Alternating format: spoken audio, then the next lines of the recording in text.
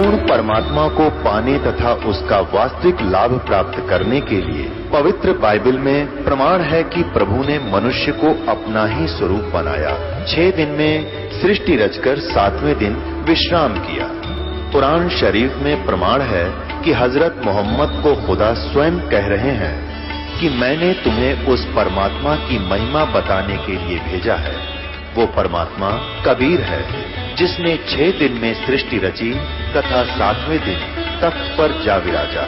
उसकी खबर किसी बाखबर से पूछकर तो देखो। कृपया अवश्य सुनिए जगत गुरु तत्वदर्शी संत रामपाल जी महाराज के अमृत वचन। और ऐसी साधना की आज के ये उपासक जिसको जो शिव की महिमा गाँव 70 जन्म नहीं कर सकते, जो यहाँ से सिर चढ़ा देना प्रभु प्राप्ति के लिए, तो अंत में उनको क्या मिला बेचारे को? 10 के 10 सिर भगवान शिव ने वापस दे दिए और रिद्धि दे दी, सिद्धि दे दी और धन दे दिया। इतना दिए कर सकते हैं। और फिर क्या बना? राक्षस बना, कुत्ते वाली मौत मरा। वो धन भी ना रहा जिसके लिए उसने सब कुछ किया था। अब ये सोचना होगा कि समाज का दोष नहीं। अब तो एक विद्यार्थी हो शिक्षक गलत पढ़ा दे तो विद्यार्थी का दोष कती नहीं। अब यही रोल रावण के गुरु वाला रोल आज ये संत जन कर रहे हैं, जो कि श्री सुधांशु जी का प्रमाण आपके सामने है। इन्हीं की पुस्तक, इन्हीं के कर कमलों द्वारा लिखा हुआ। अब ये दास इसीलिए चिल्ला रहा बार बार, जैसे किसी का कोई बच्चे हैं और आगे जा रहे हैं अबोध, और आगे भयंकर दावा नल यानी सारे जंगल में आग लगी हुई है और ये भागे जा रहे हैं अबोध उसी की तरफ। ये गुरु लोग उधरी संकेत करें, जाओ जाओ बहुत अच्छा रास्ता है। तो इनसे निर्भाग मेरे ख्याल में इस पृथ्वी पर कोई प्राणी नहीं होगा। जिनको आप नहीं पता वो कितना भयंकर दिला, तुम इस सबको दिशा दे रहे हो, जाओ बहुत ही अच्छा है, बड़ा शीतल है, बड़ा ही आनंददायक है, और अग्नि लगी हुई आग लग रही है वहां पे। और हमारे शास्त्र मना करते हैं। अब शिव की भक्ति करने से, शिव को मृत्युंजय मान के, सर्वेश्वर महेश्वर अजन्मा मान के, उस रावण ने अपने गुरुदेव पर विश्वास करके तन मन धन लगा दिया, आखिर में कुत्ते वाली मौत मेरा राक्षस कहलाया। ऐसे भस्मागिरी ने भगवान शिव के सामने कैलाश पर्वत पे सिरासन पर उल्टा सिर करके नीचे सिर ऊपर ने पैर सिरासन पर 12 वर्ष तक कठिन तप किया। तो भगवान शिव ने एक दिन कहा, मांग भी बच्चा, क्या मांगता है? उसने कहा कि वचनबद्ध हो भगवान। शिव जी बोले, वचनबद्ध हुए भाई। क्या मांगा? कि आपका भस्म कड़ा दे दो। भगवान ने सोचा भी ठीक है, साधु लोग हैं कि अपने संरक्षण के लिए मांगता होगा, जंगल में रहता है, दयालु। शिव ने वो कड़ा भी दे दिया। और जब कड़ा प्राप्त हो गया तो खड़ा हो गया एकदम, वचनबद्ध होते ही खड़ा हो गया। कड़ा प्राप्त होते ही, वो भस्म कंडा प्राप्त होते ही क्या बोले? भस्मागिरी के होले होशियार शिव जी, अब तुझे खत्म करूंगा। अब बताओ, और किस लिए? कि पार्वती को पत्नी बनाऊंगा, तुझे मारूंगा। अपनी माँ पर बदनी थी ये तमोगुण के उपासक, इसलिए गीता में इनको नीच आत्मा, दुष्ट आत्मा, राक्षस स्वभाव को और मूर्ख बताया। और ये संत जन उधर अग्रसर कर रहे हैं कि वो पूजा करो जो गीता मना करती है। और फिर भगवान विष्णु ने उसको गंधक नाच नचा कर मारा, पार्वती रूप बना के। बताओ। और फिर भस्मा असुर कहलाया। ऐसे ही ब्रह्मा की साधना रजोगुण की थी। किसने? हिरण्यकशिपु ने। आपके सामने वो राक्षस कहलाया, कुत्ते वाली मौत में रहना। विश्वामित्र को बहुत अच्छा साधक माना जाता है और उन्होंने विष्णु जी को अपना इष्ट मानकर पूजा की थी। और आखिर में क्या हुआ? अपने ही साथी वशिष्ठ मुनि के 100 बालकों की पुत्रों की हत्या कर दी, कसाई की तरह, रैन भी नहीं आया। अब तीनों गुणों की पूजा यानी अन्य देवता, तीनों गुण अन्य देवता माते हैं। अब देखिएगा, इसी से संबंधित है 7वें अध्याय का 20, 21, 22 और 23 3 श्लोकों में फिर आगे स्पष्ट कर दिया। बीच में तो काल ने अपनी बताई है कि मेरी पूजा भी व्यर्थ है। ब्रह्म तक की साधना 4 प्रकार के करते हैं। कौन कौन? जिज्ञासु जैसे अर्थार्थी, अर्थ, जिज्ञासु और ज्ञानी। और ज्ञानी वो है जिन्हें पता लग गया और भक्ति नहीं करे, भगवान की भक्ति करनी चाहिए। तो उन्होंने, और ये भी ज्ञान हो गया कि परमात्मा की भक्ति के बिना जीवन व्यर्थ है मनुष्य का, तो उन्होंने अपनी सोच से निष्कर्ष निकाल दिया कि वेदों में एक परमात्मा का भजन करना है और दूसरी कोई देवता ब्रह्मा विष्णु महेश या अन्य पूजा नहीं करनी, ना ब्रह्म पर ब्रह्म की, और उसकी पूजा करेंगे। इसलिए वो सब त्याग के और वेदों में क्या है कि ओम नाम का जाप है, सिमरण का। ओम नाम का जाप केवल ब्रह्म तक की साधना होने वाला लाभ है, पूर्ण ब्रह्म और पार ब्रह्म का नहीं है।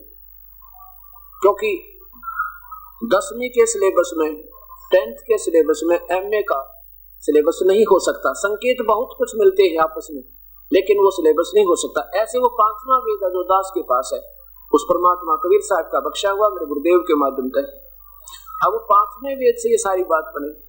तो अब इसमें क्या है कि उन्होंने क्या निष्कर्ष निकाला कि मैं भाई ओम नाम का जाप पूर्ण परमात्मा का होगा, उन्होंने ऐसा मान लिया। इस काल में ऐसा उलझा रखा है इनको, ब्रह्म ने, ज्योत निरंजन ने, उन्होंने हजारों वर्षों साधना की भक्ति तक परमात्मा मिला नहीं। क्योंकि 11वें अध्याय के 48वें श्लोक में लिखा है कि अर्जुन ये मेरा वास्तविक रूप है ब्रह्म का, काल का। ये ना किसी यज्ञ से, ना तप से, ना जप से, ना दान से, ना किसी क्रिया से मैं कभी नहीं प्राप्त हो सकता। अर्थात मेरी प्राप्ति बिल्कुल नहीं, चाहे यत्न कर चाहे मत कर। ये देखो 11वें अध्याय का फिर बीच में देखिए, गीता जी का अध्याय नंबर 11 का श्लोक नंबर 48 देख लें, शीघ्र और बात में देखेंगे।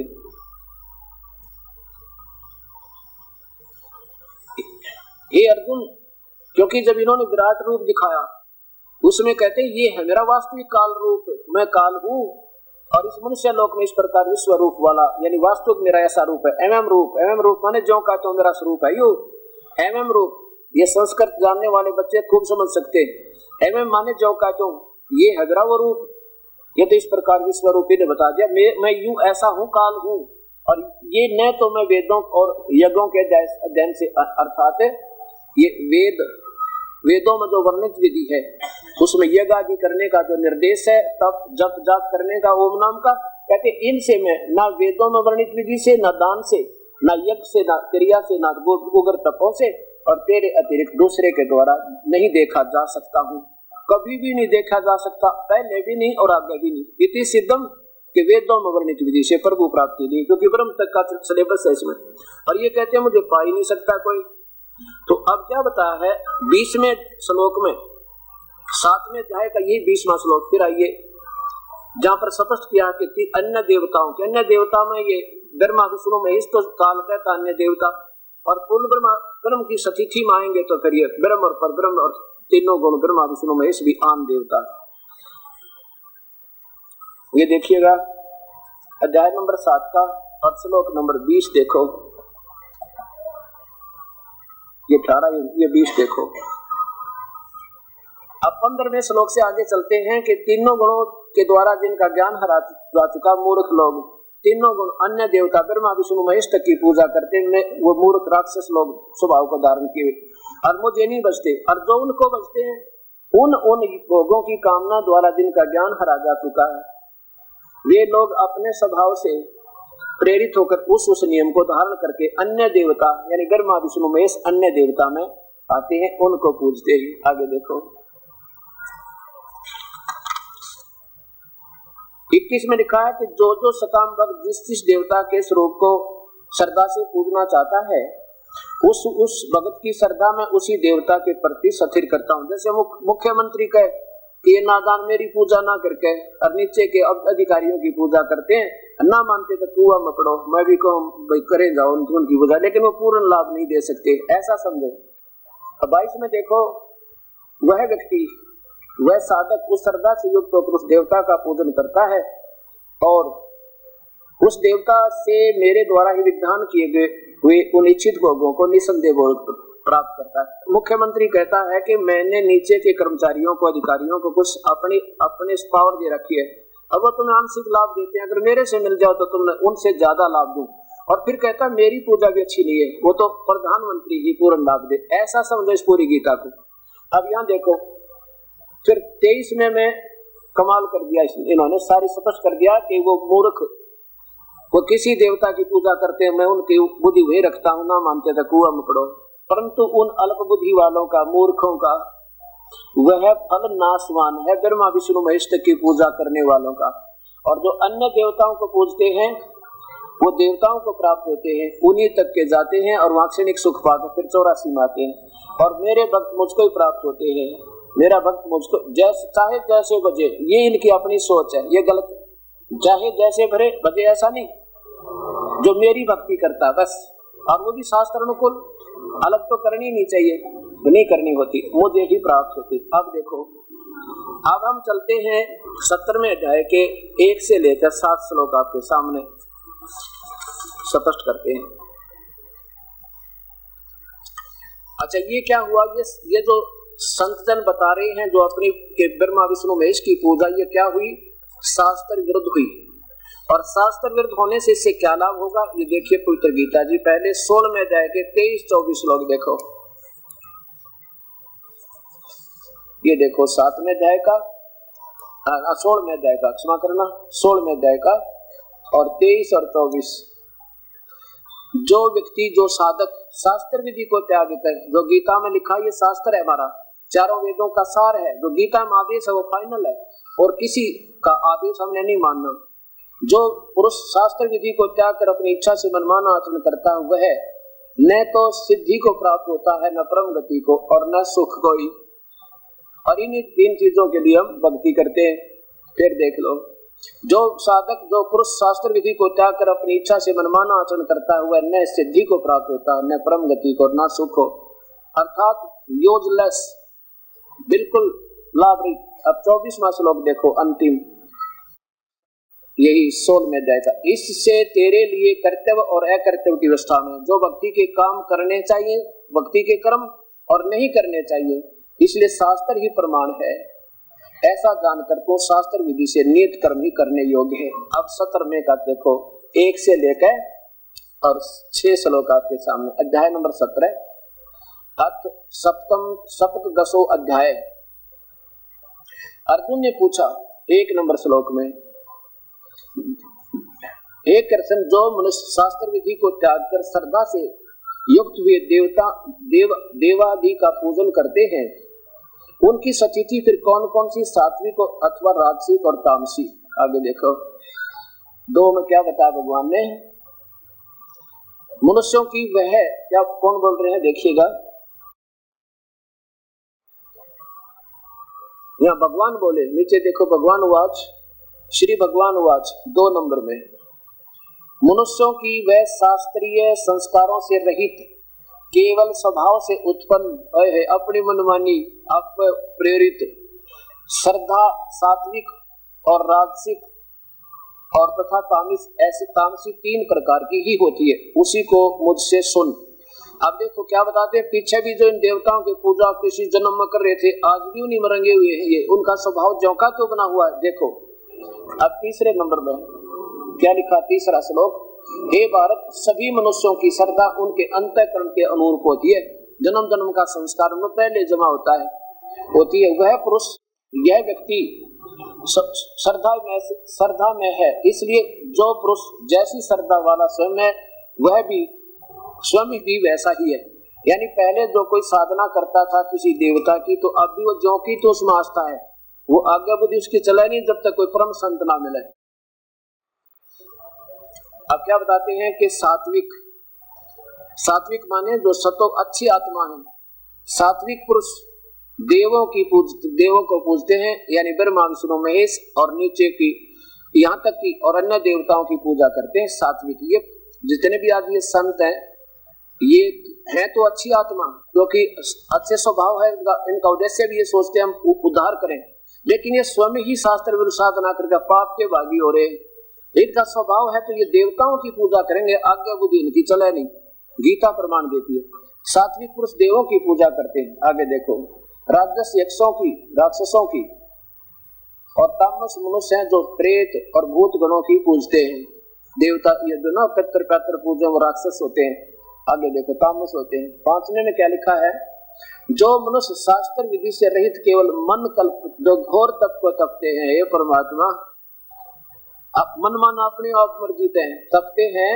आगे देखो, दंभ और अहंकार से युक्त, कामना आसक्ति और बल के अभिमान से युक्त है,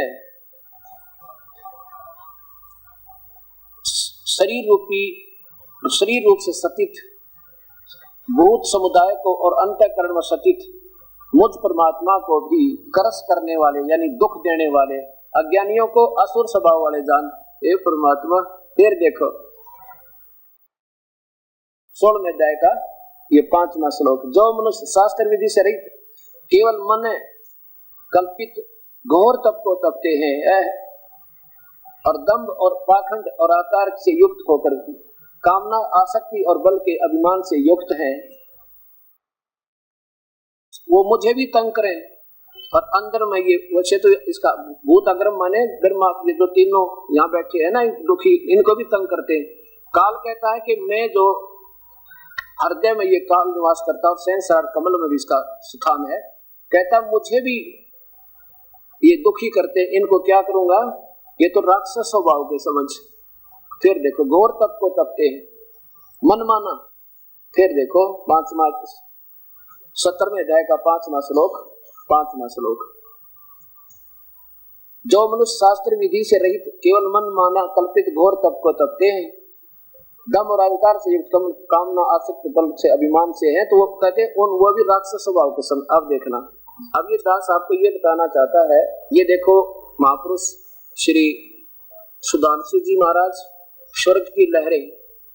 अब ये इनके लतीफेदार हेडिंग है जिनके ऊपर ये बड़ी आत्मा आसक्त होगी, परम पूज्य सुधांशु जी महाराज। और इनके पीछे देखना इनका जीवन चरित्र, देख सकती हैं सुधांशु जी महाराज। यहाँ देखो नीचे से 7 वर्ष की आयु में अल्प आयु में प्रभात भजन गान आदि करते थे। यहाँ देखो फिर 10 वर्ष की आयु में हठ योगी, हठ गीता में हठ योगी को मना किया है को, तो दुष्ट आत्मा जो हट करके इंद्रियों को रोक कर जबरदस्ती यानी मनमानी पूजा करते है। ये हठ योग माने मनमानी पूजा। हठ योगी विजेंद्र मुनि का साथ ध्यान साधना और कठिन क्रियाएं, घबराए नहीं, बाल बाल यशपाल साधना पथ के अडिग पथिक बनकर अंतर शक्तियों को जागृत करने के किया। गुरुकुल पद्धति से शिक्षा प्राप्त की और फिर महाविद्यालय से 2 विषयों पे MA किया। फिर 20-21 वर्ष की मैं हरिद्वार में एक दर्शनार्थ नंद किशोर जी का साथ और बनखंडी साधु प्रकाशानंद का ज्ञान ध्यान सीखने का सुअवसर मिला। 22 वर्ष में विश्वविद्यालय की शिक्षा संपन्न करके भारत का भ्रमण मुनि मन उद्गन से उठा देश की स्थिति को देखकर बटा था। देश धर्म अधर्म जाति और स्वर्ग में अमीर गरीब में अंतर फंसा हुआ था। आगे देखो अपने जीवन में एक स्वर्णिम मोड़ नई चेतना का जागरण शक्ति का उद्गान हुआ। आपको उत्तर काशी में हिमालय में साधना में योगी सदानंद जी का सानिध्य प्राप्त हुआ। अब देखो कहते इनके गुरु हो गए ये 5-6 तो इनके गुरु। फिर देखो स्वामी मुक्तानंद जी के सानिध्य में 25 में 1991 में रामनवमी के पावन दिन पर विश्व जागृति मिशन की स्थापना की। अब देख महापुरुषों की देखो। अब हठ योग फिर देख लो। सबसे पहले इनको 10 वर्ष की आयु में हठ योगी विजेंद्र मुनि का साथ घोर तप किया। देखो ध्यान और कठिन प्रक्रिया, घबराए नहीं, बाल पथ के साधन के पथिक अडिग पथिक बनकर अंतर शक्तियों को जगाते रहे, जागृत करते रहे। इन्हीं कर कमलों से देखना ये क्या लिखते हैं। अब देखिएगा 70वें अध्याय का इन्हीं महापुरुष के द्वारा टीका किया हुआ श्री मद् भगवत गीता का, और इन्हीं के कर कमलों से आपको दिखाता हूँ। और इसमें ना जाने क्या क्या रोहना अपने तो के मार मुर का इतने बड़े शास्त्र 3 पार्ट करती है गीता के। अब देखो आचार्य श्री सुधांशु जी और ये 70वां सप्तदश अध्याय ये अपने कर कमलों से लिख भी रहे हैं और कर इसके विपरीत रहे हैं। अब देखो नीचे यही हुआ कि अर्जुन बोले मनुष्यों की वह स्वभाव से उत्पन्न हुई श्रद्धा सात्विक राजस और तामसी इन 3 प्रकार की ही होती है, उसको तुम मेरे से सुनो। भगवान ने कहा, पहले अर्जुन ने पूछा पहले में कि अर्जुन बोले हे कृष्ण जो मनुष्य शास्त्र विधि को त्याग है ब्रह्मा विष्णु महेश अन्य देवताओं की पूजा, तीनों देवताओं की पूजा शास्त्र विधि है कि को अरहित है। ऐसा श्रद्धा पूर्वक बेशक कहते अच्छी पूर्वक भी क्यों ना करते हैं, जैसे श्रद्धा से भी कर रहे हैं, तो उनकी कौन सी निष्ठा कौन सी होती है, सात्विक राजस या तामसी। 3 में देखो। अब 5वां देख लो इनके द्वारा लिखा हुआ, ये 5वां देखो। 5वां और 6वां, जो मनुष्य शास्त्र विधि से रहित घोर तप तपते हैं, बता आप भी वही क्रिया कर रहे हैं, और जो दंभ और अहंकार से युक्त, अच्छी तरह युक्त, जो भोग पदार्थ आसक्त रहित, हठ से युक्त, अपने हाथ में हठ से युक्त, और आप भी हठ योगी पर जाकर कितनों कठिन साधनाएं की, जो शरीर में स्थित 5 भूतों अर्थात पंच भौतिक शरीर को तथा अंतःकरण में स्थित मुझ परमात्मा को भी करस करने वाले अज्ञानी को तू असुर निश्चय वाले यानी राक्षस समझो, अपने कर्मों से लिख रहे हैं और कर उसके विपरीत रहे। हे परमात्मा, अब देखो इसी का 17वें अध्याय का 19वां अध्याय नंबर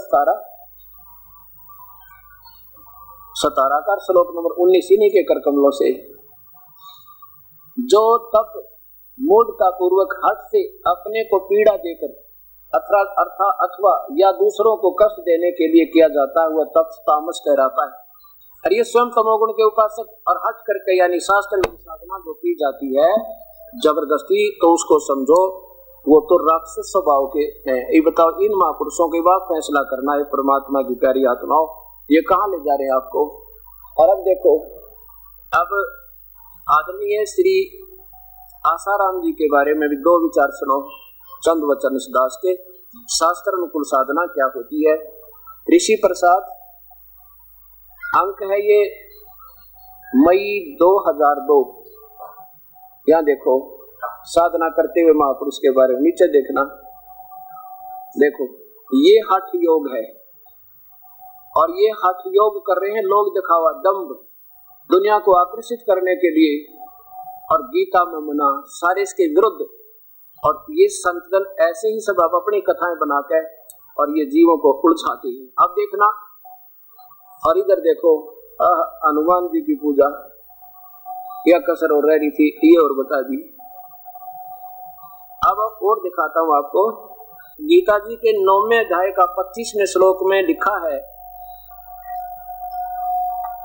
जो गीता में मना किया है वो शास्त्र उसको करता है कोई, तो शास्त्र विरुद्ध है।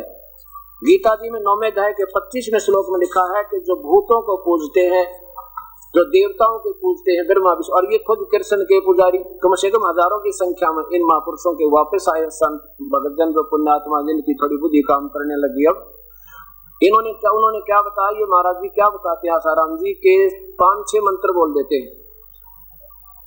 कौन से? जैसे हरि ओम या ओम नमः शिवाय, ओम भगवते वासुदेव नमः, और ऐसे 4-5 बोल के, और फिर कहते हैं या ओम भूर्भुवः स्वः, ये मंत्र कर लो, और फिर कहते हैं जो जिसको पसंद है ना वो ले लो। अब एक बात बताओ, हम तो रोगी है, बीमार, और वैद्य के पास जाते हैं,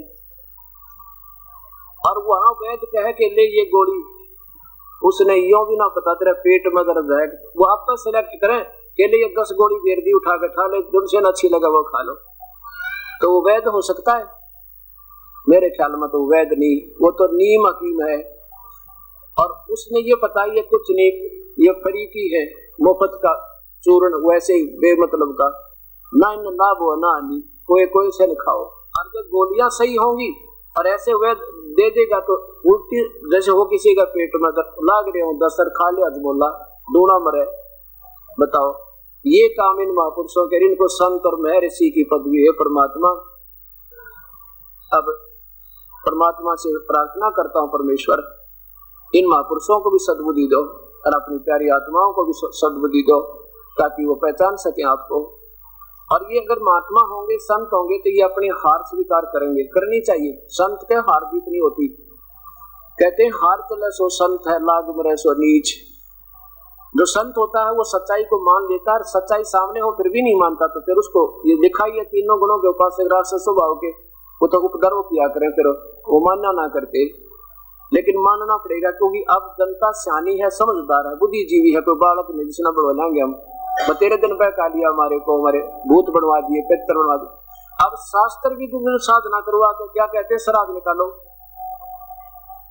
और गीता मना करती है कि श्राद्ध मत निकालो, श्राद्ध निकालोगे तो भूत बनोगे। अब देखो, और अभी दिखाता हूं महर्षि जी का, यानी ऋषि आसाराम जी के द्वारा श्राद्ध महिमा की कलम तोड़ लेखनी से। अब गीता जी के 9वें अध्याय का 25वां श्लोक आप देखिएगा, अध्याय नंबर 9 का और श्लोक नंबर 25। देवताओं के पूजने वाले देवताओं को प्राप्त होते हैं, पितरों के पूजने वाले पितर बन जाते हैं, उनके पास चले जाते हैं, और भूत पूजने वाले भूतों के पास जाते हैं, भूतों को प्राप्त होते हैं, और मेरा पूजन करने वाला मुझे ही प्राप्त होते हैं। अब देखना, भगवान तो कहता है कि श्राद्ध मत निकालो, पितर मत पूजो, और ऐसा करोगे तो तुम पितर बनोगे, भूत बन जाओगे, ब्रह्मा विष्णु महेश की पूजा करोगे, अन्य देवता की, तो उन्हीं के लोक में पहुंचोगे, क्षणिक सुख पाकर फिर जन्म मृत्यु में लगे रहोगे। और अपनी भी कहता है कि मेरी भी वैसे तो अनुत्तम है, क्योंकि ये ज्ञान दे रहे हैं तो सच बता रहे हैं, मेरी भी अनुत्तम गति है, ब्रह्म तक की साधना भी। तो उसके लिए उस परमात्मा की भक्ति करो, संकेत दिया है कि उस भगवान की भक्ति करो। तो यहाँ भगवान खुद मना करते हैं ब्रह्म के देवताओं की पूजा करने वाले वो भी मूर्ख बता दिए, और पितर श्राद्ध काटने वाले ये पितर बन जाएंगे, भूत बनेंगे। पितर एक सुपीरियर क्वालिटी के भूत होते हैं, इनके थोड़े से ऊपर है वह भी भूत, यानी प्रेत है वह। और वो बने क्यों, कैसे, इन्हीं ऐसे महापुरुषों के द्वारा मार्गदर्शन पाकर उन्हें गलत साधना की, भूत बन गए। आपको प्रमाण देता हूं। अब ये क्या इन्होंने क्या अटकल लड़ाई है कि ब्रह्मा पुराण, मार्कंडेय पुराण, उसमें ऐसा लिखा है भूत पूजो। अरे कमाल की बात है। देखो, एक राजा का संविधान होता है, जैसे हमारे हिंदुस्तान का संविधान है, और इस संविधान में जो धारा लगी है कि ऐसा नहीं करना, ऐसा करना, उसको कोई तोड़ता है तो उसको, जैसे कोई लिखा है इसमें कि यदि कोई किसी की हत्या कर देगा तो उसकी 302 की धारा लगेगी और फांसी की सजा हुए। अब ये तो भगवान का यानी राजा का आदेश है। अब यह उदाहरण देना पड़ेगा कि एक व्यक्ति का गांव में एक दरोगा दोस्त था, SHO। उसने जाकर SHO से प्रार्थना की कि दरोगा जी, एक मेरा पड़ोसी है, बहुत दुखी करे, शराब पी कर नंगा नाचे, को गाड़ी दे, बोलने तक सर फोड़ न हो जा, अब क्या करूं, मेरे तक नाक में दम कर रखा है। दरोगा जी ने आदेश दे दिया कि मार लठ, उसका माप देख लूंगा। अब उसने जाते उसकी ऑर्डर मान के उस दरोगा का और उस अपने पड़ोसी का लठ दे मारा, लठ मारते मर गया, मृत्यु होगी। वही दरोगा उसको हथकड़ी लगा के लाया और कैद में डाल दिया, फांसी की सजा होगी उसे। SHO के आदेश मानते, उसके आदेश से संविधान का भंग हो गया। इसने तो कह दिया मार लठ, कह दिया, किसने आदेश किसका था, SHO का। और राजा का, प्रधानमंत्री का आदेश है कि जब किसी का मार देगा, जब वो मर गया 302 की सजा, फांसी होगी। तो उसने अपने जिसका वो पूज्य मान रहा था उसका आदेश मान के और वह गलती कर दी, संविधान तोड़ दिया। तो उस थानेदार ने कोई डाल नहीं उड़ाई, कोई बचाव नहीं कर सका, स्वयं पकड़ के लाना पड़ा, उसने अंदर ठोक दिया। इसी प्रकार हमने केवल चारों वेद, पवित्र चारों वेद और उनका सार पवित्र गीता जी, वही ब्रह्म द्वारा चारों वेद बोले गए, ब्रह्म द्वारा गीता बोलेगी श्री कृष्ण में प्रवेश करके। अब हमने गीता जी का संविधान मानना है, यानी वेदों का ये आदेश मानना, ये प्रभु का आदेश है, और ऋषियों का या किसी देव का वो अपना आदेश है। उसको, उससे अगर कानून भंग होता है तो वो हमने नहीं करना है, करेंगे तो उसकी सजा पाओगे। और यही हो रहा है। एक रुचि नाम के ऋषि थे, रुचि नाम के, और उन्होंने वेदों को पढ़ा। वेदों में लिखा कि ब्रह्मा विष्णु महेश तीनों गुणों की पूजा मूर्ख और राक्षस लोग करें, राक्षस बन जाना उनका, और श्राद्ध शुद्ध नहीं निकालने चाहिए, वेद मना करें। उन्होंने चलो जितना सोचा था, एक ब्रह्म साधना पर लग गए, अपनी सोच से शास्त्रों वेदों को समझ गए। तो जब हो गया 40 वर्ष की उम्र का रुचि ऋषि, उसके पिछले 4 जो है ना पितर दिखाई दिए, 4 पितर। वो कहने लगे, बेटा रुचि, तूने विवाह क्यों नहीं किया? उसने शादी भी नहीं करवाई,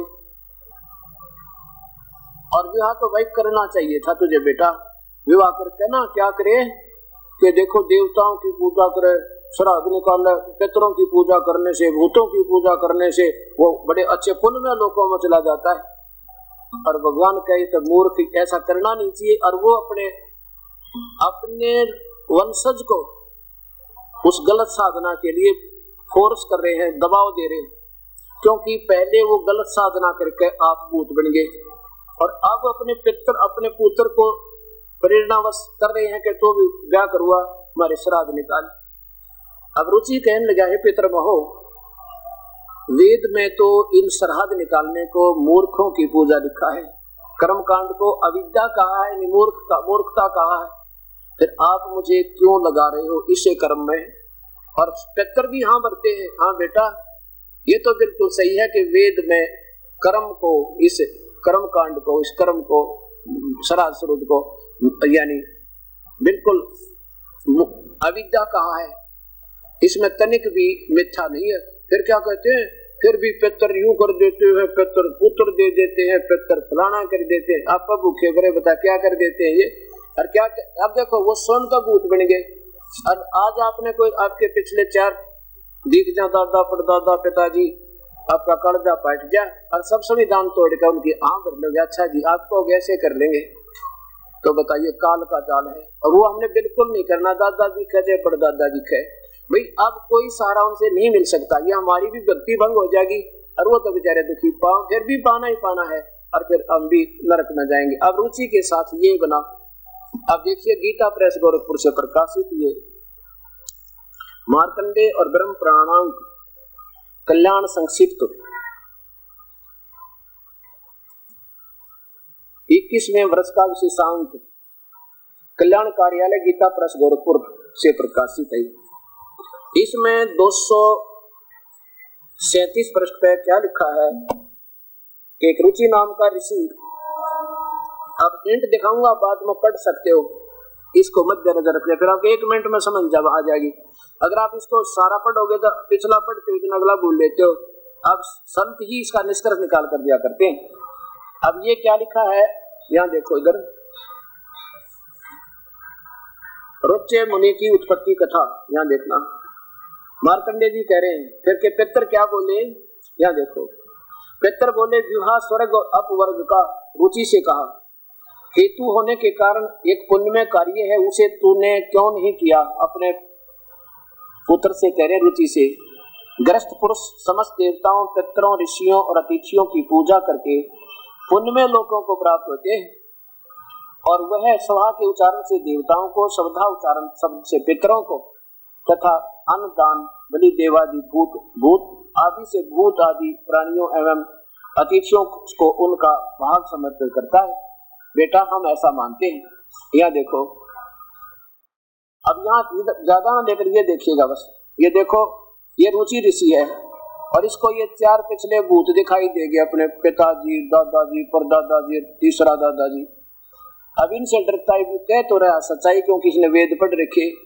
अब ये क्या कहते नीचे देखो, रुचि बोला, रुचि ने पूछा पितर महो वेद में कर्म मार्ग को अविद्या कहा गया है, ये तो मूर्खों के काम बताया, अन्य देवता और ईश्वर श्रुद्ध निकालना भूत पूजना, फिर क्यों आप लोग मुझे उस मार्ग में लगाते हैं? पितर बोले यह सत्य है कि कर्म को अविद्या ही कहा गया है, इसमें तनिक भी मिथ्या नहीं है। और फिर भी इतना तो निश्चित है कि उस विद्या की प्राप्ति में कर्म ही कारण है, विहित कर्म का पालन न करने से अधम मनुष्य संयम करते हैं, फलाना करते हैं। बताओ वो थानेदार वाला आदेश दे रहे हैं अब इसको। अब ये जो जितने भी पुराणों में आदेश है ना, ये तो उस एसएचओ वाला आदेश समझना, और ऐसा करने से हमें फांसी गलेगी जो इस गीता जी के विरुद्ध जो कर रहा है, नो डाउट। अब ये तो सिद्ध हो गया आपको। अब देखो ये श्राद्ध महिमा श्री आसाराम जी द्वारा विशेष बड़ी ठोक के लिखी है। इन महापुरुषों ने तो ऐसा जाना है कि दुनिया राज्य होनी चाहिए, तुम्हारी जनसंख्या सामने ज्यादा हो, तुम्हारी प्रभुता बनी रहे। तो बोले आदमियों आप भी 2 दिन के मेहमान फिर मरोगे किधर नरक में पड़ गए। बरहा वायु पुराण मनुस्मृति महाभारत पर आधारित एवं कुछ पूज्यपात संत श्री आसाराम जी बापू के सत्संग वचन से अब इन केवल इन पुराणों का आश्रय लिया मनुस्मृति, और ये गीता के विरुद्ध है क्योंकि ऐसा सच्चो वाला आदेश है, तो ये इनको डबो का मानेगा। अब यहाँ देखो कल्याणकारक श्राद्ध, हे परमात्मा, लेकिन महापुरुषों की सोच कितनी परम पूज्यपाद संत श्री आसाराम जी बापू इसी पुस्तक से बीच से आ रहे हैं, समझो। अब देखो इसमें 4 नंबर प्रश्न पर देखना श्राद्ध महिमा, और यहाँ देखो इसके ये 3 नंबर है, ये चौथा देखो 4 नंबर। इससे पितृ एवं पितृलोक को मानकर उसका लाभ उठाना चाहिए तथा श्राद्ध करना चाहिए। भगवान श्री रामचंद्र जी ने श्राद्ध करते थे, वो कर दिया काम। अब भगवान श्री रामचंद्र जी तो 12 वर्ष युद्ध करया करते। अब जैसे पितर कह रहे थे मार्कंडेय पुराण में कि तू ब्याह करवा ले, और ब्याह कराए बिना उस स्त्री करेगी, जो है ना स्त्री तेरे पास नहीं होगी तो तू हमारे कुछ नहीं कर सकता। और भगवान श्री राम की पत्नी या माता सीता जी का अपहरण 2 वर्ष के बाद वनवास से हो गया था, और 12 वर्ष तक तो युद्ध किया था उसने। किस टाइम श्राद्ध निकाला है, मरने यानी पुरुषत्व श्वास लेने की भी नहीं रही भगवान ने, किस टाइम श्राद्ध निकाले उन्होंने, इन्होंने ये अटकल ला रखी। अब जैसे भगवान श्री कृष्ण का पूरा परिवार विनाश हो गया था, और श्री कृष्ण जी भी विनाश हो गए थे, उनको भी पैर में तीर लगकर उनकी मृत्यु हो गई थी भाई। उन फिर भगवान श्री कृष्ण का यादों का श्राद्ध किसने निकाला, ये संत जी गए होंगे मेरे ख्याल में, श्राद्ध निकालन फिर बाद में कमाल करे। फिर उस कृष्ण जी तक गया नरक में तो भूखा मरेगा, और उनके सारे पितर भी भूखे मर रहे होंगे, अभी तक कौन संभाले बेचारों को। अब देखो नाराज ना होना, दास की मजबूरी होगी सच्चाई कहने की। रोता हुआ कह रहा हूं मैं इनके प्रति, ताकि इनकी आंख खुला कुछ सोचा अपने ऊपर, मजबूर हो ये संत समाज को सतमार्ग बताने का। ये स्वीकार सतमार्ग तो इनके पास हो ही नहीं सकता जब आप रिजेक्टेड है, तो गीता में जब शास्त्र के विरुद्ध कर रहे हैं। तो अब इनको ये कहना चाहिए भी ठीक है हमारे से जो बनी सो बनी, क्योंकि ये भी प्यारी आत्मा थी। इनका जीवन चरित्र देखा मैंने मोटा मोटा सा, कि 5-6 वर्ष की उम्र से इसका काफी 4-5 पढ़े थे, उसके बाद इनकी शिक्षा भी नहीं है, ऐसा लिखा है। उसके बाद ये फिर पता नहीं कहाँ गए बेचारे, भटकते एक फिर लीलासा नाम के संत मिल गए, उन्होंने जैसे इनको साधना दे दी उस पर लग गए, फिर हठ योग किया, फिर तो गुफाओं में पहुंच गए, फिर जंगलों में गए। अब ये थी तो प्यारी आत्मा रावण की तरह, अब उनको रास्ता ठीक ना मिला तो इनका भी दोष कती नहीं। अब ये इसलिए अब दोषी हो जाएंगे जो इस ज्ञान को सुनकर भी नहीं मानेंगे, फिर इनको दोष लगेगा। और अब से अपने आप को दोष मुक्त करना चाहते हैं सभी संत, तो अपने कह दे भाई देखो हमारा उद्देश्य तो ठीक था पर हमने नहीं पता था, तो क्या करें हम। अब कोई किसी का ये भी बिल्कुल दोष नहीं अभी तो, अब ये हो सकते हैं अपने दोष मुक्त, और कहें उसके भी जाके इस दास के पास अपना कल्याण करवा ले। पूरे ब्रह्मांड को एक संत बहुत है जो सत उपदेश देने वाला। कबीर साहब कहते हैं सिद्ध तारा पिंड आपना और साधु तारा खंड, सो तो सतगुरु जानिए जो तार देव ब्रह्मांड। पूरे विश्व को एक ही संत होता बहुत नाम देने का, क्योंकि नाम देना अपने जब ये विश्वास हो जाएगा मार्ग सही है और दूसरा रास्ता नहीं है, तो कोई भी नियम भंग नहीं हो, कोई नियम भंग नहीं हो, एक नाम देगा मृत का भजन करे, इसी से बेड़ा पार हो जाएगा। तो अब इन महापुरुषों को चाहिए कि ये अपना सभी करती दे। अब ये आगे क्या बताते हैं इसी के 5 नंबर श्लोक में, 5 नंबर में यही वो ऋषि प्रसाद, ये वो ऋषि प्रसाद, इसके 5 नंबर पृष्ठ पे थोड़ा थोड़ा पढ़ाऊंगा, बाकी आप पढ़ सकते हैं, ये 20 पृष्ठ की सारी है। पुराण में आता है कि अश्वनी में कृष्ण पक्ष की अमावस के दिन सूर्य और चंद्रमा युक्ति होती है, सूर्य कन्या राशि में प्रवेश होता है। इस दिन हमारे पितर यमलोक से आए हैं, देखियो यमलोक से अपना निवास छोड़कर सूक्ष्म रूप से मृत्यु लोक में अपने वंशजों के निवास स्थानों पर रहते हैं। अतः उस दिन उनके लिए विभिन्न श्राद्ध करने से वे तृप्त होते हैं। यमलोक, ये देखो यमलोक, यमलोक कौन सा? नरक। यमलोक तो नरक है जिसमें यम के दूत लठ मारे उनके ठोक दे, उबार निकलता है। कहते हैं वहां से छुट्टी लेकर आते हैं यमराज हैं, नरक मत आते हैं। और फिर ये फिर पितर क्यों बने, ये सोचो ना, ये पितर क्यों बने जिनकी आज तुम इतनी चिंता उठा रहे हैं, ये संत जन आपको उनकी तरफ कुएं में डाल रहे हैं, ये पितर बने क्यों? ये पितर क्यों बने? इस पवित्र शास्त्र का, ये भगवान के संविधान का अवहेलना करके उस SHO वाली बात मान ली। अब ये संत हो गए उस SHO के स्थान पर, इनको फंसी तो गलवाएंगे और इनको नरक में रहेंगे। ध्यान तोड़ दिया परमेश्वर का। जिसके कारण ये हमारे पूर्वज भूत बनाए और बने कुकर इन महापुरुषों ने बनवा दिए। इन्होंने बनवाए गलत मार्गदर्शन करके, और फिर उनके श्राद्ध खाए हैं, अपना पेट भरन है। पहले तो भूत बनवाए शास्त्र विरुद्ध साधना करवा के, और फिर इनके श्राद्ध खाए हैं और अपना पेट भरन है 23 वर्ष तक, 25 माह। देवताओं को पूजने वाले देवताओं को प्राप्त होते हैं, पितर पूजने वाले पितरों के पास जाते हैं, पितर बन जाएंगे, और भूत पूजने वाले भूत बनेंगे, और मेरा पूजन करने वाला मुझे ही प्राप्त होगा। अब ये संविधान तोड़वा दिया इन महापुरुषों ने। अब क्या बताते हैं, अब ये क्या खिचड़ी मिलाते हैं, कोई फर्क नहीं पड़ता, वो भी पूज ले ये भी पूज ले, वाह भी वाह। कबीर साहब कहते हैं 100 वर्ष तो सतगुरु पूजा, एक दिन आन उपासी, और वो अपराधी आत्मा फिर पड़े काल की फांसी। अब जैसे 10 किलो घी का हलवा बना दिया और उसमें उठा के थोड़ा सा गोबर घेर दिया, तो बात हुई। एक निर्मल साधना करते करते, गीतानुसार साधना करते हुए भी अगर कोई और पूजा कर दी, देव की पितर पूज दिया, श्राद्ध पूज दिया, या किसी प्रकार की और जंतर मंत्र करवा दिया, तो हलवे में खीर में सरजो बालू रेत घेर दिया तुमने, या हुक्का बीड़ी शराब तम्बाकू पी लिया था। अब भक्त आत्माओं, अब इनके ऊपर क्या टिप्पणी करें। अब देखो इनकी अंतिम उपलब्धि क्या बताते हैं। कहते हैं भगवान का क्या पाना, अर्जुन को युद्ध के मैदान में मिल गया। हाँ क्या बात कही, अर्जुन को युद्ध के मैदान में मिल गया। क्या मिल गया फिर? कहते हैं भगवान, वैसे तो श्री कृष्ण तो भगवान, ये स्वयं भगवान श्री कृष्ण को भगवान माने और उसके परम पुजारी, और फिर कहते हैं वो युद्ध के मैदान में मिला, सही भगवान था। कौन? कहते हैं उस ज्योत स्वरूप मिल गया, वो बस वो था जो के सामने खड़ा था, वो मिला था मुक्ति हो, इन्हीं की हिसाब है। अब देखो इन कहता जो मन में आई वो कह दी, क्योंकि अनजानों में भाई कोई कुछ भी कहो, जिज्ञासु को कोई कुछ भी कहो, उसको तड़प होती है। ऋषि प्रसाद, अप्रैल 2002 की पत्रिका है ये, और इसके 2 नंबर पृष्ठ पे, इसके 2 नंबर पृष्ठ पे देखिए, ये देखो 2 नंबर पृष्ठ, ये 2 नंबर पृष्ठ, और यहाँ देखो तत्व दर्शन। क्या बात की, तत्व दर्शन है, महापुरुष तत्व दर्शन कर रहे हैं।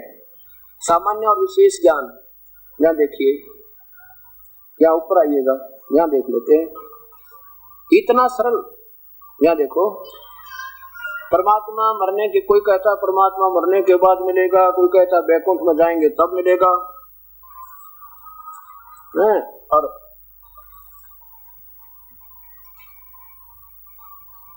लगता है कोई परमात्मा मरने के बाद मिलेगा।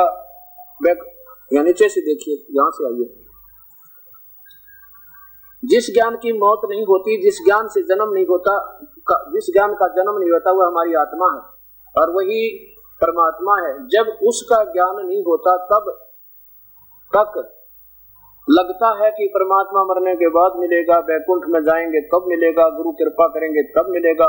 परंतु जब गुरु कृपा हुई तो ठीक से जान लिया, लगेगा कि उसे पाना कितना सरल है। इतना सरल कि अर्जुन को युद्ध के मैदान में मिल गया। अब दिखाता हूं आपको युद्ध के मैदान में क्या मिला। अब यहाँ भगवान ने शिव का रूप धारण कर रखा है महाराज जी ने। ये देखो शिवलिंग रखा है और शिव जी बन गए अपना। क्या बात कही। और ये देखो कितनी प्यारी आत्मा है परमात्मा। ये बड़ी आत्मा आशा लगाए बैठे हैं महापुरुषों से हमें भगवान मिलेगा। अब देखिएगा, अब पवित्र गीता जी फिर उठाइए, 11वें अध्याय को फिर लीजिए। पवित्र गीता जी के 11वें अध्याय के 32वें श्लोक से चलेंगे और आपको 48वें और पर समाप्त करेंगे। अब यहाँ देखो 11वें अध्याय में ये काल जो है ज्योत निरंजन, ये अपना वास्तविक स्वरूप दिखाता है और अर्जुन जब नहीं मानता दिखता, इसको डरा डरू के और युद्ध के लिए तैयार करना चाहता है। इसका उद्देश्य यही था काल का।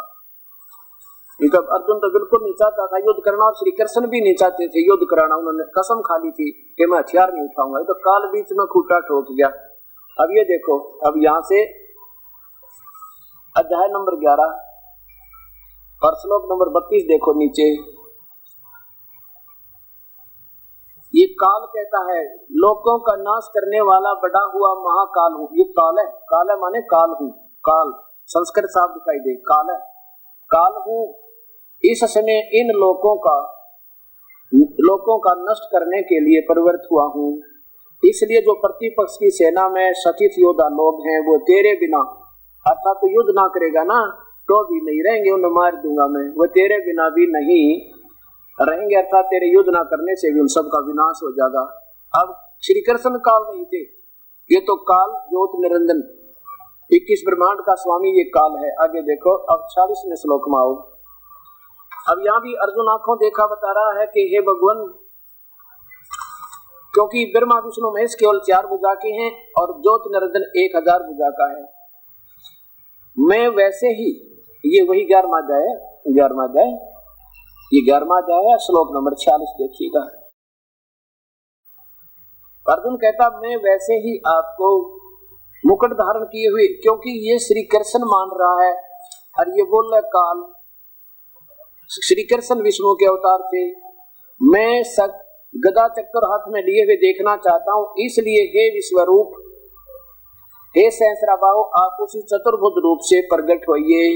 आगे देखो 47 में सहस्राबाहु दिखाना चाहता था मैं, सहस्राबाहु। सहस्राबाहु माने 1000 भुजा के भगवान, हे 1000 भुजा वाले भगवान। सहस्रा शीर्षा, 1000 सहस्रा पाद, सहस्रा अक्ष, सहस्रा अस्थ। तो ये काल है 1000 भुजा वाला। 1000 भुजा वाले भगवान अपने उसी चतुर्भुज रूप में आ जाइए, क्योंकि वो विष्णु अवतार मान रहे थे। श्री कृष्ण बोल रहा है नहीं, वो तो काल कला कर रहा था। आगे देखो 47 में क्या कहता है ये काल, हे अर्जुन, अनुग्रह पूर्वक मैंने अपनी योग शक्ति के प्रभाव से यह मेरा परम तेजो में सबका आदि सीमा रहित विराट रूप तुझको दिखला दिया है, जिसे तेरे अतिरिक्त दूसरे किसी ने पहले नहीं देखा था। अब देख लीजिए, ये मैंने तो ना अपनी कृपा से दिखाया है, पहले किसी ने नहीं देखा आज तक। और तो कौरवों की सभा में विराट रूप दिखाया था वो श्री कृष्ण ने दिखाया था। नहीं तो यहाँ अगर श्री कृष्ण बोल रहे होते तो ये नहीं कहते कि मैंने पहले किसी ने नहीं देखा मेरा स्वरूप। कौरवों की सभा में श्री कृष्ण जी पहले दिखा चुके थे अपना स्वरूप, वो विराट। क्योंकि इन सब भगवानों का अंदर लिंग शरीर, एक तेजो में शरीर, सूक्ष्म शरीर है, और उनकी जो चांदने में, रोशनी में, प्रकाश में दिन रात का अंतर है। जैसे सूर्य का और एक हो चंद्रमा और एक हो सूर्य, ऐसे ब्रह्मा विष्णु महेश का तो समझो 100 वाट का बल्ब, यानी वो विराट रूप इतना तेजो में अंधेरे में बहुत चांदना कर दे। और इनकी माँ जो है वो 200 वाट का, समझो 8 भुजा वाली, और इनके पिता काल का समझो 1000 वाट का शरीर, तेजो में शरीर समझो इतना, मतलब फॉर एग्जाम्पल। और परब्रह्म समझो चंद्रमा और पूर्ण ब्रह्म समझो सूर्य। सबके शरीर है और उनमें इतना ही तेज है। तो काल ने जो अपना स्वरूप दिखाया था, अपनी माया हटा दी जाती है, ऊपर एक शरीर मायावी बना दिया जाता है। जब हटाती वो लिंग शरीर जो का जो दिखाई देता तेजो में। तो यहाँ बता रहा है कि ये जो तूने मेरा देखा ना रूप, ये मैंने पहले कभी किसी को नहीं दिखा था, तेरे बिना पहले किसी ने नहीं देखा था। और जबकि श्री कृष्ण तो पहले कौरवों की सभा में दिखा चुके थे, जब दुर्योधन बकवाद कर रहा था दिखाया था उन्होंने। तो यहाँ श्री कृष्ण नहीं बोल रहे, यू काल बोल रहा, ये याद रखना। अब 47 में कह दिया तेरे सिवा पहले किसी ने नहीं देखा, ये है मेरा वो वास्तविक रूप एवं रूप। अब देखो इसी पवित्र गीता के 11वें अध्याय के 48वां श्लोक, 47 सुन लिया आपने। अब ये काल क्या कहता है, ज्योत निरंजन, जो कहते हैं ना महर्षि जी आसाराम जी के युद्ध के मैदान में मिल गया, वो आप उसकी व्याख्या बताई जा रही है आपको। हे अर्जुन, मनुष्य लोक में इस प्रकार एवं रूप, ये है मेरा वास्तविक रूप, एवं माने यथार्थ, ज्यों का त्यों, ये है मेरा सही रूप। ये मैं मनुष्य लोक में इस प्रकार विश्व रूप वाला, मैं न तो वेदों में वर्णित विधि से, न किसी यज्ञ से, न तप से, न दान से, न क्रियाओं से और न उग्र तपों से तेरे अतिरिक्त किसी द्वारा देखा जा सकता हूँ। आगे भी नहीं कोई देख सकता और पहले भी नहीं देखा। ये आसाराम जी कैसे देख लेंगे, उसने अरे ये दिखे बिना मुक्ति ना। अब ये थोड़ा सा ध्यान देकर सोचना होगा अपन को। विभिन्न महापुरुषों का दोष नहीं, इन ऐसे कहीं की ईंट कहीं का रोड़ा और बड़ी लतीफेदार बात बना के और अपने पीछे लगा दी गोड़ी आत्मा। अब जिज्ञासु का के दोष, वो तो आकर्षित हुए होगा। देख अब दीपक है, नई पतंग है, दीपक पर जाते हैं शांति पाने के लिए, पड़ते मर जाते हैं, वो बस की बात नहीं। उनको तलाश है उस वस्तु की जिस परमात्मा के शरीर को हम छोड़ आए, आपको देखा करते उसके नूर को, उस परमात्मा कबीर साहब के नूर को देखा करते थे हम, उस प्रकाश में शरीर की, उस परमेश्वर की, वो तेजों में परमात्मा की, उस प्यारे स्वरूप की, उसके प्यारे स्वरूप की। जैसे कहते हैं ना इसका बड़ा सुंदर स्वरूप है और बड़ा अच्छा लगता है, आकर्षित हो जाते हैं। ऐसे हम उस परमात्मा के उस रूप को ढूंढ रहे हैं जो बहुत तेजों में रूप है, जो का तो शरीर मनुष्य जैसा, और उसको देख के बेचारे उसी की तरफ में वही समझ के, अब कहीं कोई पतंग दीपक पर गिर जाता है, कोई किसी पर गिर कर मर रहा है, अब उनका दोष कति नहीं। अब इसी प्रकार हमें प्रभु चाहिए, हमें संत मान के इनके पास जाएंगे, हमारे बस की बात नहीं, पतंग की तरह जाएंगे और वहां पता चलेगा ये तो दीपक था, जाते काम बना दिया, खत्म कर दिया, बेचारा गया था समर्पण भाव से।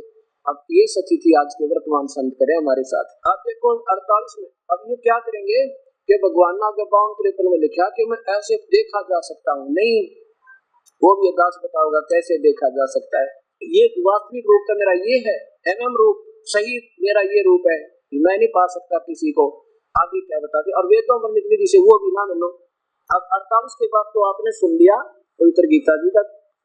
अब आगे जो ना, क्योंकि ये भ्रमित लोग आपको आखिरी सांस तक भ्रमित करने की चेष्टा करेंगे, पर इनकी पार ना बसावे, क्योंकि आप समझदार हो गए, शिक्षित हो गए, बहन बेटी भाई बुजुर्ग नौजवान बालक बेटे बेटी हमारे। अब देखो 11वें अध्याय का 48 आपने सुन लिया, फिर सुन लीजिए। ये अर्जुन मनुष्य लोक में इस प्रकार विश्व रूप वाला मैं तो वेदों में वर्णित विधि से, वेदों में वर्णित, इसका सीधा अर्थ बना वेदों में वर्णित विधि है यज्ञ याग करने, मैं नहीं मिलूं, और न ही दान से, न ही क्रियाओं से, और न उग्र तपों से तेरे अतिरिक्त दूसरे द्वारा देखा जा सकता हूँ। आगे भी नहीं देखा जा सकता और पहले किसी ने नहीं देखा, ये तो तेरे ऊपर अनुग्रह किया मैंने। यहाँ देखो 47 में फिर देखो, अर्जुन अनुग्रह पूर्वक मैंने कृपा करके अपनी मेर तय अपनी रजा से तुझे ये स्वरूप दिखाया, मेरा तेजों में शरीर तेरे से पहले किसी ने नहीं देखा था और आगे भी कोई नहीं देख सकता, नहीं देखा जा सकता हूँ, मैं नहीं देखा जा सकता। तो आसाराम ने कैसे देख लिया महाराज जी ने, यह समझ में ना आती मेरे। अब भगवान तो कैंसिल कर दिया, मैं नहीं देखा जा सकता। यहाँ देखो अब 49 देखो, मेरे इस प्रकार इस विकराल रूप को देखकर तुझको व्याकुलता नहीं होनी चाहिए और मूढ़ भाव को नहीं होना चाहिए, तो भैरित प्रीति युक्त मन वाला होकर उसी मेरे है। आप कहने को फिर देख मेरा शंख चक्र गदा वाला 4 भुजा वाला रूप देख ले मेरा, डरे मत ना।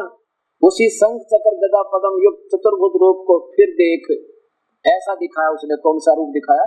अब थोड़ा सा और दिखाता हूँ आपको। अब ये 50 में फिर क्या लिखा है, वासुदेव भगवान वासुदेव अर्जुन, ये किसके वचन है? देखो ये संजय बोल रहा है। अब ये संजय बोल रहा है अपने देख करके, वासुदेव भगवान, क्योंकि संजय कृष्ण वासुदेव कहेंगे। अब वासुदेव का मैं बताऊंगा ना कौन है वासुदेव। अब वासुदेव भगवान ने अर्जुन के प्रति इस प्रकार कहकर फिर वैसा ही अपने चतुर्भुज रूप को दिखलाया और फिर महात्मा श्री कृष्ण सौमूर्ति होकर इस वैभूत अर्जुन को धीरज दिया। अब सुनो, अब आगे जो 51 और 52 होगा ना, इसमें समझने से पहले आपने एक बार फिर ये देखना पड़ेगा। ये ब्रह्मांड का चित्र फिर देखिए।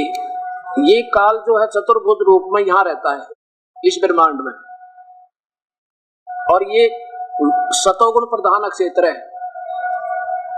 इसमें ये काल स्वयं महाविष्णु रूप में और दुर्गा को अपनी महालक्ष्मी रूप में रखता है और कहता है ये है वो मेरा चतुर्भुज रूप, देख ले मेरा, मैं वो चतुर्भुज रूप हो गया हूँ। और फिर गुप्त होकर श्री कृष्ण में चला गया और कृष्ण दिखाई दे रहा अकेला। फिर बोलना शुरू करता है, क्या कहता है? अब ये कहता है ये है ना, ये देखा जा सकता हूँ, मेरी कृपा तो कैसे है। अब दिखाता हूँ कि जब आपको देवी भागवत महापुराण में आपने पढ़ा और उससे पहले ये आपको फिर थोड़ा सा पढ़ाना पड़ेगा देवी भागवत महापुराण। जब ये 51 और 52 आपके समझ में आओगी, नहीं तो या फिर उलझ जाएगी बात, क्योंकि अब इतना निर्मल ज्ञान आ गया सामने, और इसको जब तक हम ढंग से नहीं समझेंगे तो ये उलझेगा, फिर देर का मानेंगे आप में। पर ये दास की हर प्रयत्न रहेगा कि कहीं भी, अब ये तो एक अज्ञान और ज्ञान का आपस में कबड्डी का खेल हो रहा है। अब अज्ञान अपनी तरफ खींचेगा और ज्ञान अपनी तरफ, और जरा सी भी कमी आ गई ना कोई से में, वो तो फिर एक तो हारे जाएगा। तो दास का कोशिश रहेगी पूरे दावत सिखाने का आपको कि ये कहाँ आप तोड़ जा सकते हैं, और वहां ऐसे सावधान होकर फिर अपना ये गेम को जारी रखना है। अब यहाँ है ये देवी भागवत महापुराण में इसका पूरा विवरण होकर फिर ये 51 और 52 समझ में होगा, कहना कति ना है ये क्या इसमें वर्णन, एक बार देख लीजिए, फिर आगे दोबारा फिर दिखाना पड़ेगा। अब आपने 4 तक सुन लिया, ये पवित्र गीता जी, और ये 11वां अध्याय, नीचे आओ 51 में। हे जनार्दन, आपके इस अति शांत मनुष्य रूप को देखकर मैं अब स्थिरचित हो गया हूँ, अपनी स्वाभाविक स्थिति को प्राप्त हो गया। अर्जुन कह रहा है, ये अर्जुन बोला कि भगवान ही बाप को कृष्ण रूप देख लिया ना मैंने, ऊपर देखो अर्जुन वाच कि जो आपका चतुर्भुज देख लिया और कृष्ण रूप में आप आ गए ना, ये चतुर्भुज रूप देख लिया मैंने, तो अब मेरी शांति होगी। तो वास्तव में काल को ना, क्योंकि आप विष्णु अवतार हो, श्री कृष्ण हो। अब 52 में देखो कि कह देख दे मेरा जो ये चतुर्भुज रूप तुमने देखा ना, ओए होए ये चतुर्भुज रूप भी, अब यहाँ देखो ये मेरा चतुर्भुज रूप तूने देखा ना, ये है मेरा चतुर्भुज रूप, ये तूने देखा ना, यो बिना देख सकता कोई, क्योंकि उसके उस लोक में कोई नहीं जा सकता ना वेद पढ़निया, वो महासुर तक जाएंगे और फिर 84 में धक्के खाएंगे।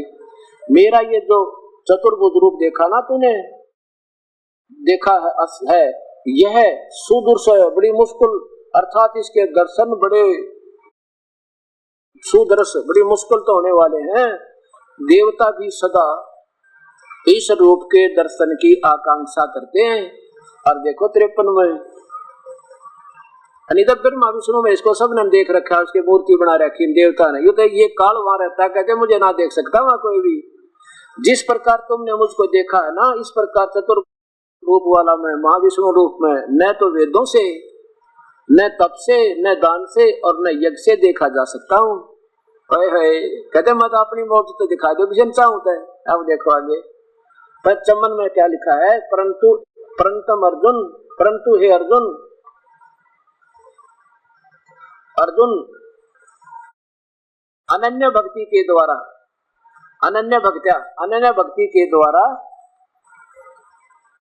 इस प्रकार चतुर्भुज रूप वाला मैं प्रत्यक्ष देखने के लिए, तत्व से जानने के लिए तथा प्रवेश होने के लिए, एक ही भाव नहीं कि प्रवेशम का अर्थ कोई और होता है कि वहां मेरे जो उस पहुंचोगे ना उस प्रदेश में, वहां जो प्रवेश करोगे तो प्रवेश तथा प्रवेश करने के लिए भी शक्य हूं। शक्य हूं माने फिर आप मुझे ऐसे देख सकते हो, मेरे पास कैसे शक्य हूं। अनन्य भक्त, अनन्य भक्त क्या होगा, यानी जो आंख मीच के श्रद्धा पूर्वक केवल वेदों अनुसार ब्रह्म साधना करता रहेगा युगों तक, उसको फिर ये क्या बनाओगा, ब्रह्मा विष्णु महेश रूप में अपने घर जन्म देगा, अपना बेटे बनाओगा 3 और फिर इनको घुमाओगा ऊपर, और वहां महाब्रह्मा महाविष्णु महाशिव रूप में ये उनको देख सकते हैं। और कोई तरीका नहीं, वो तो अपनी रजा से कहता मैं कभी दूर तो, वो भी निकट नहीं, उस ब्रह्म लोक में प्रवेश करने के लिए वो भी मेरी रजा है, अपनी कृपा से। अनन्य भक्त को जो और उपासना वाले सपने में भी नहीं देख सकते, और वो और किसी पूजा पाजा से नहीं, वो तो मैं अपनी रजा से दिखा दूं तो दिखा दूं, एक आधे को ना तक कुआं में पड़ो, परमात्मा प्राप्ति हो नहीं सकती और मुक्ति इनकी हो नहीं सकती। तो इस प्रकार अब देवी भागवत महापुराण में क्या लिखा है कि देवी ने इन तीनों को, ब्रह्मा विष्णु महेश को पहले तो हंस में जाई, ये बेहोश पड़े थे, और फिर इन तीनों को विमान में बैठाया, और विमान में बैठा के फिर इनको कहाँ घुमाया, ऊपर ब्रह्म लोक में ले गए, वहां स्वर्ग और देखा, फिर आगे पहुंचे थे ब्रह्मा और देखा ये काल बैठा था मां ब्रह्मा रूप में, महासावित्री रूप में या दुर्गा वहां पर, और दूसरी जगह पहुंचे तो शिव जी देखा ये काल महाशिव रूप में बैठा, तीसरी जगह पहुंचे, क्योंकि अलग से 1 सेकंड में इनसे पहले पहुंच ले तो बहुत शक्ति तेज है इनका। ये विमान में बैठे वो सेकंड में जाले अपनी सिद्धि तक। और फिर पहुंचे कहाँ, विष्णु के लोक में। एक और विष्णु और देखा, कहते हैं ऐसे शक्य हूँ, ऐसा मैं अपनी कृपा से दूर से दर्शन करा सकता हूँ, ना मेरी प्राप्ति तक किसी प्रकार भी किसी विधि तो नहीं हो सकती। और फिर क्या बताया भक्त ने, कहते जी हमारे गुरु जी ना आसाराम जी एक नाम और देते हैं, सोहम, सो बाहर हम अंदर पत्र बुलाओ। अब ये सोहम शब्द लाए कहाँ थे, ये पूछो इनसे। और ऐसे ही हंस जी महाराज और उनके दोनों पुत्र श्री बालेश्वर जी उर्फ प्रेम रावत, श्री प्रेम रावत उर्फ बालेश्वर जी, श्री सतपाल जी महाराज, ये भी कहते हैं सह का है बना लो। पुराणों के आधार पे, पुराणों का कोई भी विधि हमने मान्य नहीं है। पुराणों की एक व्यक्ति विशेष की अपनी सोच है, एक किसी देव विशेष की, और वेद और गीता ये परमात्मा की देन है, प्रभु का संविधान है, वही भक्ति करनी है। और जो कर रहे हैं ये सह है, ये नाम भी शास्त्र विरुद्ध है। और सोहम नाम तो ये दे ही नहीं सकते है। वो तो अनजान आत्मा बालक, चाहे उस पर किसी की मौत मरा ले, एसडीएम की, डीसी की भी, सीएम की भी, प्रधानमंत्री की, सबकी मार दे। और जिसने ज्ञान होगा ना, ये सी गलती कोई कर नहीं सकता, जो वास्तव अधिकारी भी होगा। तय गरीबदास जी कहते हैं, कबीर साहब के बारे में बताते हैं, कबीर साहब ने ये बताया मेरे को, सो हम शब्द हम जग में लाए, सार शब्द हम गुप्त छुपाए।